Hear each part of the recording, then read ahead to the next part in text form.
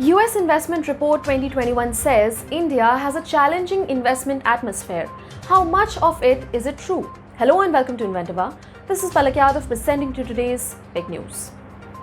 India has miles to go before it sleeps in a lot of realms ranging from investment, finance, healthcare, education, skill development, etc.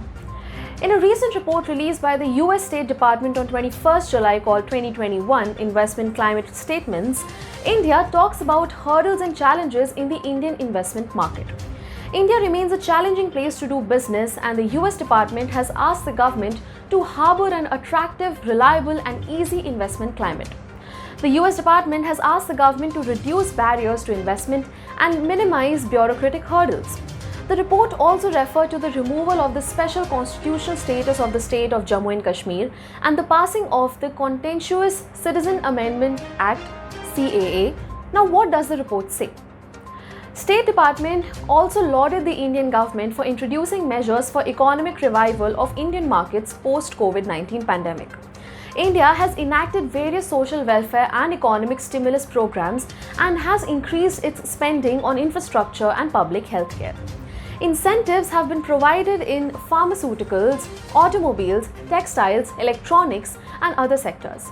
According to the report, these measures helped India recover from an 8% fall in the gross domestic product between April 2020 and March 2021.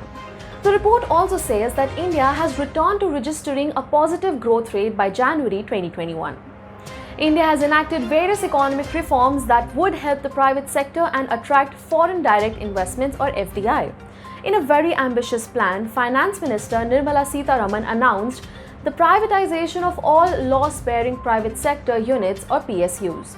This rampant privatization will raise $2.4 billion and would reduce the government's role in the economy. Many criticism followed this announcement because rampant privatization will render India a country run by the private sector. Even if the policies are foolproof, bureaucratic hurdles create roadblocks in its smooth implementation. It is not just bureaucratic hurdles, but a shift in governments in states and at the center has rendered professional contracts void. In a chat with TV, Narendran, Chairman, Global CEO and Managing Director of Tata Steel and President of Confederation of Indian Industry, highlighted the decreasing sanctity of contracts. Any investment made in India is preceded by long-term planning, which compares the pros and cons of investment.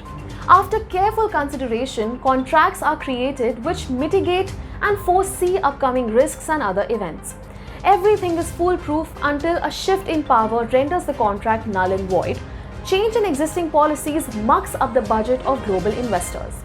The government has to ensure that the contract's validity remains secure, be it a change at the center or the state.